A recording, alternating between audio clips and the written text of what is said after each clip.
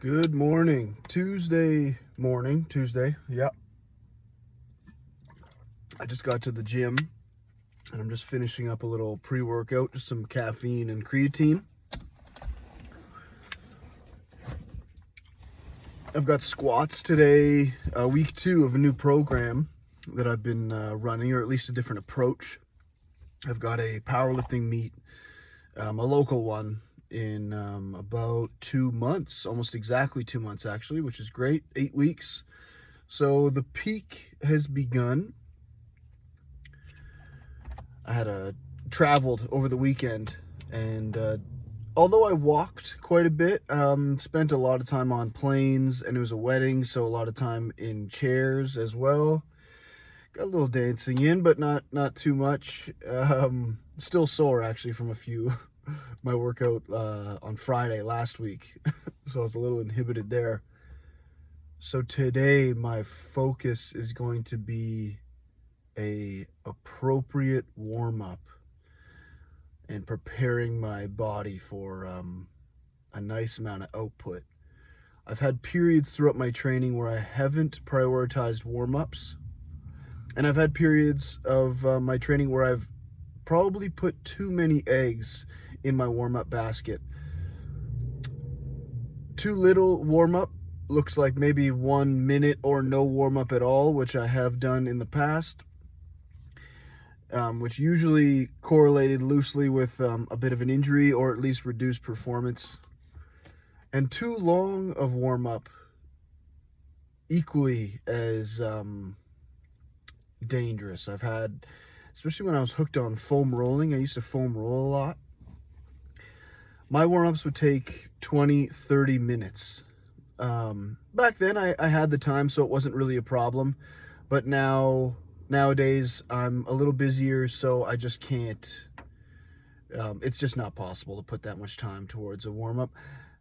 And I don't think I'm losing anything by shortening them. I think 20, 30, 40 minutes of warming up is just way too much. It's excessive. It probably starts to actually eat into performance a little bit. So lately I've been focusing on keeping it within 5 to 10 minutes and specific for that day. I don't do the same warm-up every session, although most have common elements. My first piece of warm-up is usually something that's focused on increasing my heart rate on some sort of cardiovascular equipment. Assault bike, I really enjoy. Rowing, a treadmill if I have access to it. There's no treadmills at my usual gym, which is nice. I kind of like the bike and the rower. I like bouncing between those. And so I'll do 5 minutes on that, really ramping up my pace over those 5 minutes. So when I step on the bike or I get on the rower, my pace is very slow. Really just imagining that I've just been stiff and not moving for a long time, and I start to open things up, let my body naturally heat up. I don't think there's a problem with imposing a large demand immediately on, but I do a fair amount of sitting just based on the work I do, and just being a lifelong student, I'm quite good at sitting for long periods of time, which may or may not be a good thing. But I treat every warm-up as if I had just been sitting for a long time, so I'm going to give my body a nice amount of time to warm up. So over those 5 minutes on the rower or the treadmill, I start at a very low pace and ramp up slowly. I usually choose one metric. It's usually watts, where I just start to take maybe 50 watt climbs to appropriately warm up. So I wanted to share that with you guys because I think people tend to underestimate or overestimate the value of a good warm-up. So before your next session, and try to make it a habit, take a few minutes, 5 to 10 minutes, no more, no less.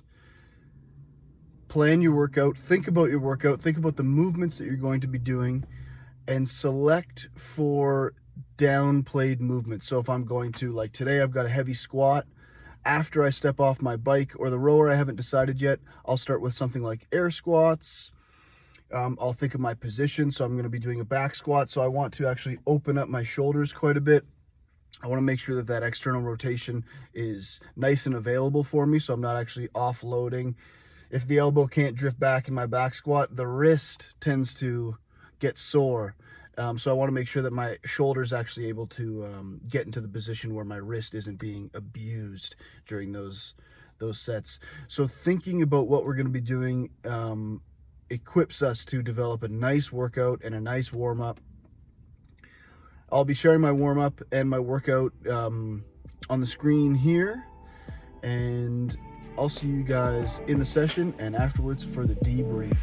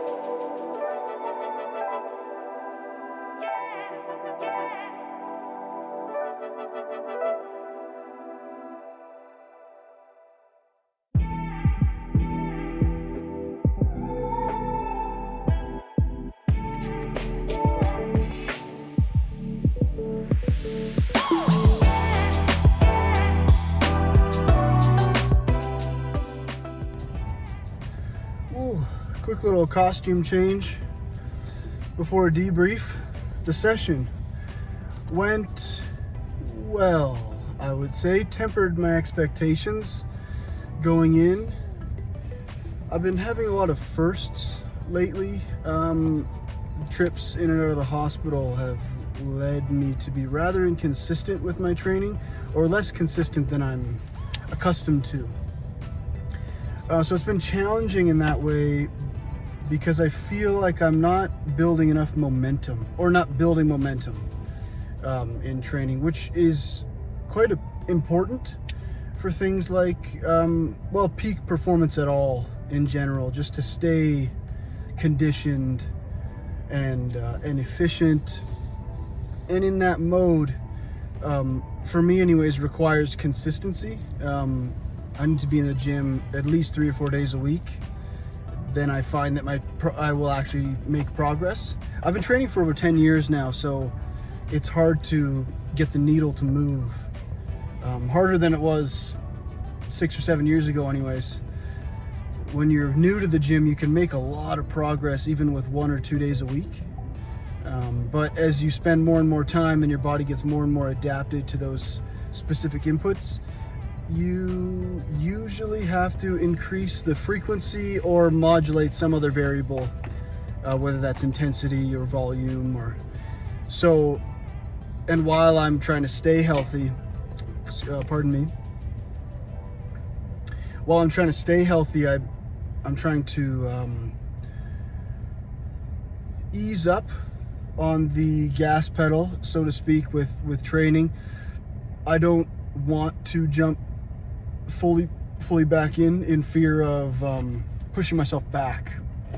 I'm not sure how much recoverable volume I have actually these days, so I'm trying to stay well within that perimeter, which seems to be working, at least for the past week or two. We'll see if that's true in a month's time. So today you'll see I did some for my warm-ups, some core activation. As you say, the core is always active, but I like to, just increase some blood flow, particularly to the muscles that are responsible for creating a strong brace, because I knew I was going to be taking at least 70-80% of my squat max for several reps, and I wanted to be quite stable and ready to take that load. As you'll see in the videos, I was actually not as prepared as I thought I was. The reps felt okay, but upon looking at the clips back, I did have a little bit of butt wink, a little bit of lumbar movement there, which is okay. It's within a safe margin, I think, but I would like to strive to minimize that. I don't usually have that much spinal movement in my squat movement. I can stay fairly stable, at least from the hips up. So I'm giving myself some grace there. By no means went super heavy, because I knew I was doing that. I wanted to give myself a chance to like neurologically activate those things, get my body a little more accustomed locally to that weight and above. So my top set was 335. I did that for 4 repetitions, and then I dropped down and did some higher reps, a few sets of 8 at 275, which is about 80% of 335, roughly. I think it was about 270. It was 80%, and I didn't feel like doing small change plates, so I just put on a 25 for a nice total of 275. Felt okay. Managed to minimize that movement, the spinal movement, a little bit more, but I will continue to strive doing that.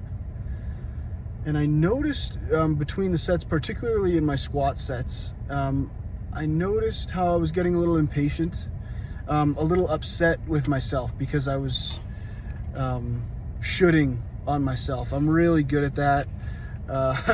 That's a strength of mine, is shooting, telling myself where I should be rather than where I am. And exercise is one of those areas where it gives me a chance to interface with that a bit. I feel like I should be squatting much higher weights, weights that I've hit previously, with ease. So it's challenging to see this more or less objective evidence for being weaker. I know that to be intellectually untrue. I just know that if I'm able to get even a month of just consistent, somewhat heavy exercise, the repetitions will look much better. But part of me often forgets that, particularly during these sessions, these first sessions back. And I've had many of those, just given my health struggles lately. So I've been able to bump up against this I should be squatting heavier. So instead today I agreed that I should take it easy on myself. It was not too long ago, maybe about 2 months, give or take, where I thought I was going to die fully. So with that, adding that element to the context, I am grateful that I can even have a bar on my back, let alone be in the gym, let alone be here. So I could shit on myself, and I did. I caught myself several times. I even noticed that my affect was starting to change. In between sets, I noticed I would actually be hunched over. I would sort of adopt that, I should be better than this. And I just caught it. I saw those thoughts, and I reminded myself, dude, you were in the hospital several times recently. Take it easy. What do you expect? What would you expect of somebody else? Even the people I look up to the most in powerlifting specifically, they've had periods like this.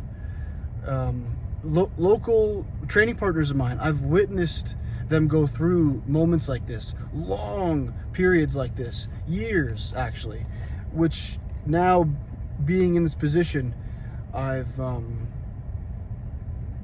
a lot of respect for them, for being able to go through that process and look, at least I look, as far as I can tell, unaffected. They just took it. You could just tell they were just with the moment.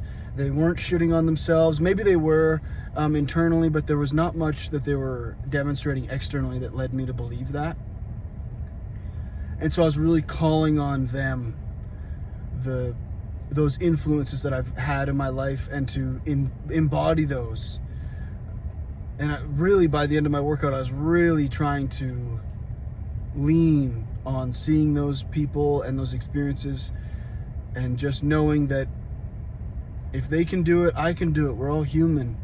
There's nothing that they have that I don't. There's nothing that I have that they don't.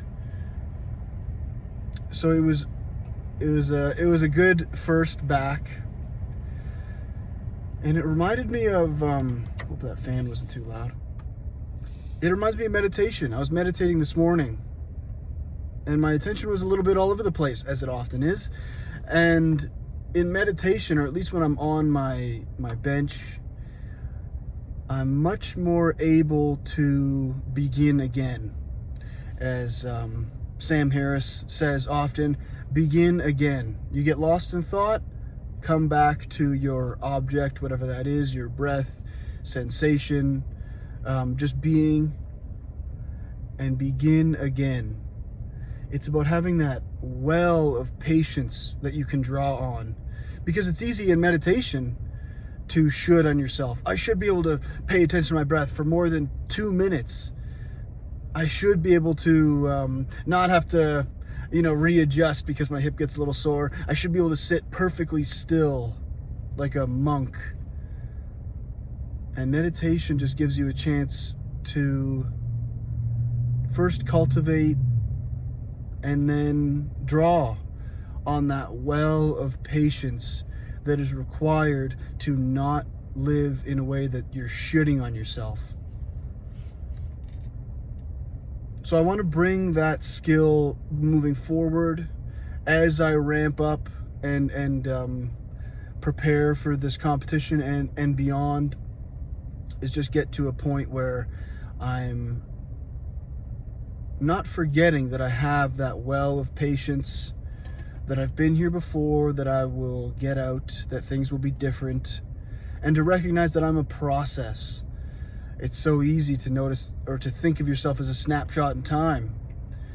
And in the context, if it's a less than favorable context, that snapshot can be challenging to witness and to be like aware of. You could really think that you've lost it all. There's 12 years of training down the drain. That thought will actually come by and I will believe it. So I'm going to rely on that well of patience to not shit on myself, to remind myself that I'm a process. My body will change non-stop until I expire, right? It will oh, there's Nathan. See you, buddy. And to cultivate that and to remind myself that that's there. I'm a process. And to begin again. Get really good at beginning again. Over and over and over again. Have a good day, guys.